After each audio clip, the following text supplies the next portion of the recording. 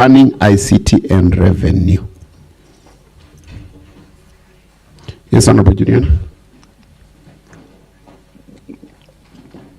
Thank you, Mr. Speaker. On behalf of my chair, Finance, I wish to give a brief on the status of the report of the petition to abolish post-mortem and mortuary charges for victims of rape and murder, including femicide.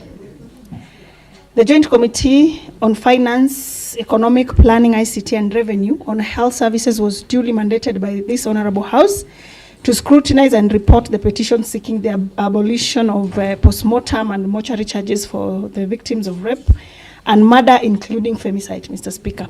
In execution of its mandate, the Joint Committee undertook a structured review of the petition and engaged in details deliberations on the issues raised. The petitioners were also invited to appear before the Joint Committee to elaborate on the concerns contained in the petition. The engagement provided the committee with the opportunity to gain a deeper understanding of the issues and the implication of the proposed abolition of the charges. Mr. Speaker, following the deliberations and consideration of the submission received, the Joint Committee have prepared a report on the petition.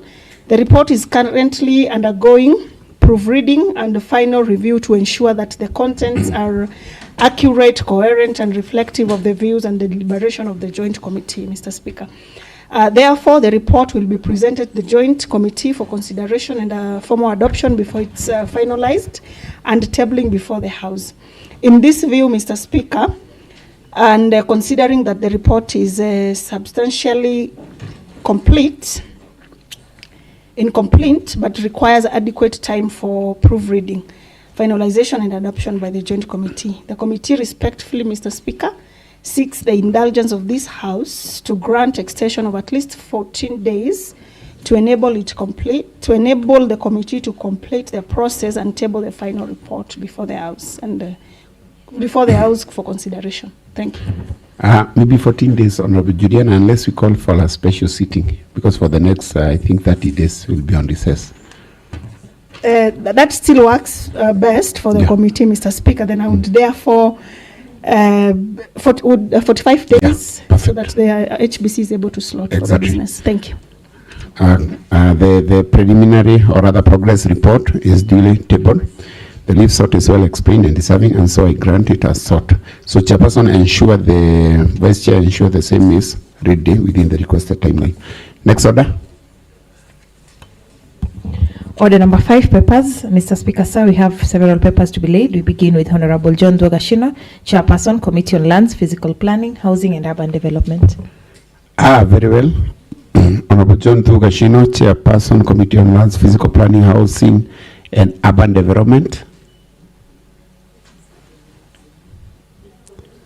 Honorable Joyce, your holding is brief.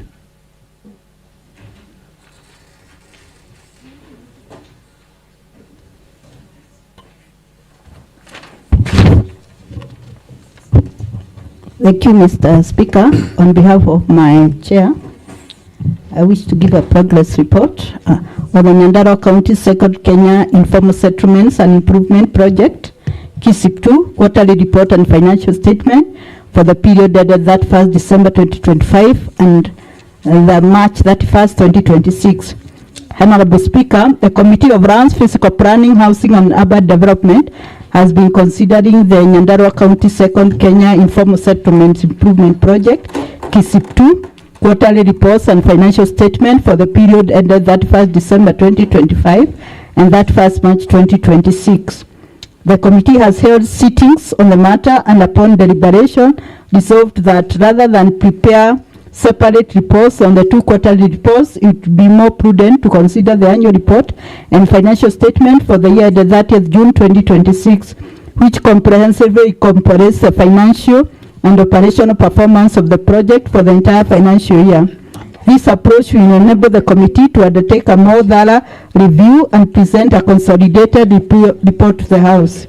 In view of these circumstances, Mr. Speaker, the committee respectfully seeks an extension of 21 days to enable it to examine the Nyandarua County Second Kenya Informal Settlements Improvement Project, KISIP 2, annual report and financial statement for the year ended 30th June 2026 and to prepare a detailed and comprehensive report for tabling before this Honorable House.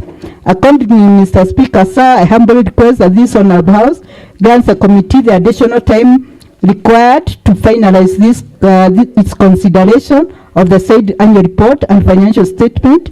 Your indulgence and support in this regard will be highly appreciated. Thank you, Mr. Speaker, on behalf of the Chair. Thank you, Honorable Joyce. Maybe, Honorable Joyce, you saw 21 days, and factoring that in the next 30 days will be on recess. Maybe you can try to reconsider that timeline. Mr. Speaker, in consideration of that, we talk of 45 days. Yeah, perfect. Yeah. Thank you. The preliminary report is duly tabled. The leaf sort is well explained and deserving, and I so grant it as sought. So, Honorable Vice Chair, kindly ensure the same is tabled within the requested period. Clerk, next order. Mr. Speaker, sir, still under the order on papers, we have a paper to be laid by Honorable Peter Denji Kiriga, Chairperson, Committee on Special Funds Accounts. Very well. Honorable Peter Denji Kiriga, Chairperson, Committee on Special Funds Accounts. Mr. Speaker. Very well, Honorable Joyce. On behalf of the Chair of Special Funds, I wish to table the report for the request of approval of Nyandarua County Emergency Fund expenditure for the period between July 2025 to April 2026, and I table. Thank you. The report is duly tabled. The same shall be processed as directed by the House Business Committee pursuant to Standing Order 157(5)D. Clerk, next order. Still under the order on papers, Mr. Speaker, we have a paper to be laid by Honorable Paul Kirokamboro, Chairperson, Committee on Agriculture, Agribusiness, Livestock and Fisheries. Very well. Honorable Paul Kirokamboro, member for Charagita Ward.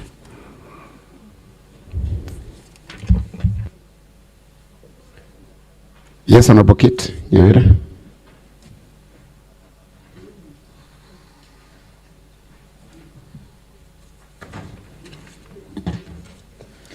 Thank you, Honorable Speaker.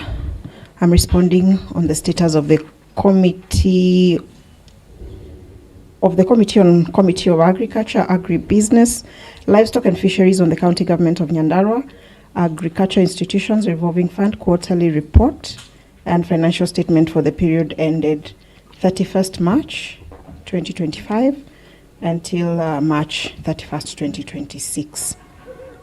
Honorable Speaker, since the introduction of the financial statements for the stated period, the matter has constituted the agenda of several committee meetings. During these engagements, Honorable Speaker, members have undertaken preliminary consideration of the report and deliberated on various aspects of the fund's operational and financial performance. However, Honorable Speaker, the committee noted that its review would be more meaningful if undertaken alongside the annual report and financial statements for the full financial year. The committee observed that the current financial year, that is 25-26, has just ended, and that the annual report and financial statements are expected to be submitted to the County Assembly in the near future. Members were of the view that the annual report will provide a comprehensive account of the hospital's activities, financial position, and overall performance, thereby enabling the committee to undertake a holistic assessment rather than relying solely on the half-year report. Honorable Speaker, accordingly, the committee found it prudent to defer further consideration of the half-year report and await the submission of the annual report and financial statements. Members also noted that this approach would facilitate a comprehensive scrutiny of the hospital's performance for the entire financial year, enable effective assessment of the implementation of key programs and recommendations, and ensure that the committee findings and recommendations to the House are well informed and evidence-based. In view of the foregoing, the committee resolved to seek an extension of 120 days to enable it receive, scrutinize, and consider the annual report and financial statements upon their submission, and thereafter prepare and table a comprehensive report before the House. The committee is also very confident that the extension will provide sufficient time to conduct an exhaustive report and review and produce a report that adequately addresses all pertinent issues relating to the hospital's operations